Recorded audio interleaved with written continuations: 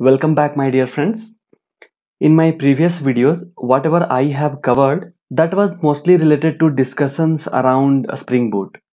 So till now we didn't start any kind of work related to Spring Boot. So this is going to be first video where we are actually going to do something. That is, we are going to create our first project in Spring Boot. You can call it as a Hello World project in Spring Boot.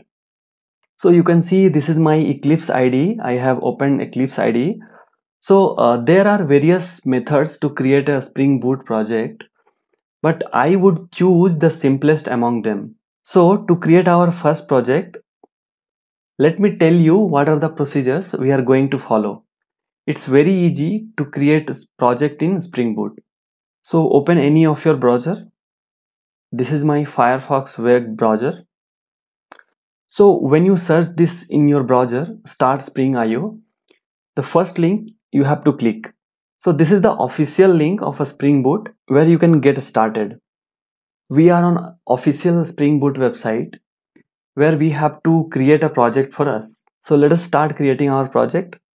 So to create your first project, you can see lot of things in this website. You do not need to worry about these things. Just keep it whatever the default values are there. In this website, you can see what are the different parameters. So in project, here we are going to create Maven project. If you have seen my previous video, you would have noticed that I had discussed one terminology called Maven. So here we are creating a Maven project and we are choosing language Java for creating that project. And the Spring Boot version, whatever we are going to use is 2.2.6. This is the data related to your project, what you are going to name your project. So just we are going to name our project as demo project. So only one change on this website we have to do is to create our dependencies. So click on add dependencies. See, the first recommendation is coming as web. So you have to type web. And once this web is reflected, you have to click OK. So you can notice here our web dependency has been included. So to create our first project, we just have to select web dependency on this website and we do not need to touch anything. Now you click on generate. So once you click on generate, it will ask you to download a project, whatever we are going to create. So we will save this file. You can see this has been downloaded. Now we'll go to download section. See, demo project is downloaded for us. What we'll do, we'll extract this project.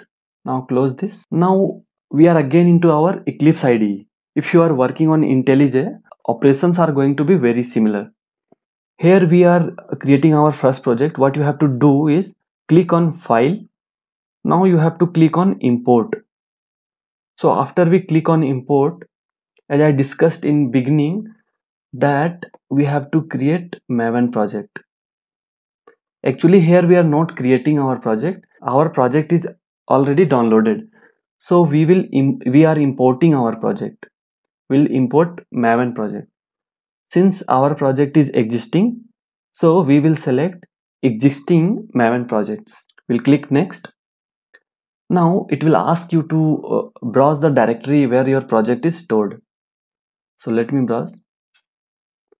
I will go to download section and here I will select my demo project. So you can notice here one jar is coming. So if this jar is coming for you, it means your project is successfully imported. Now click on finish. So this process, whatever we followed till now, is going to be similar for every project that we are going to create. Once you become expert in Spring Boot, you can explore different ways through which you can create project.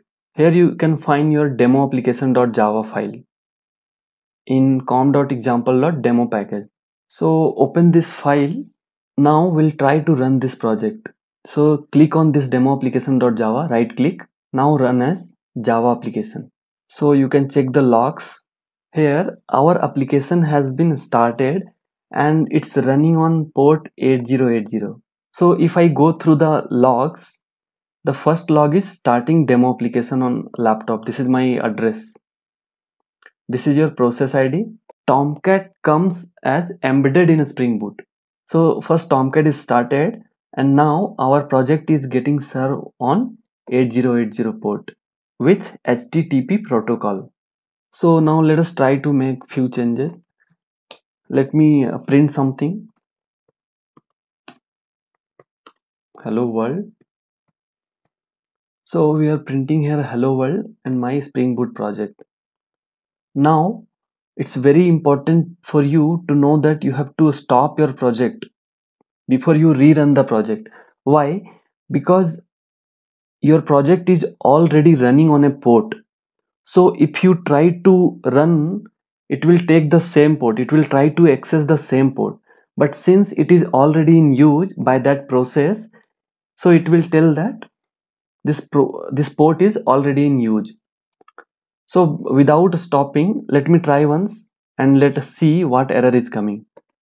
Right click on demo application, run as Java application. Okay.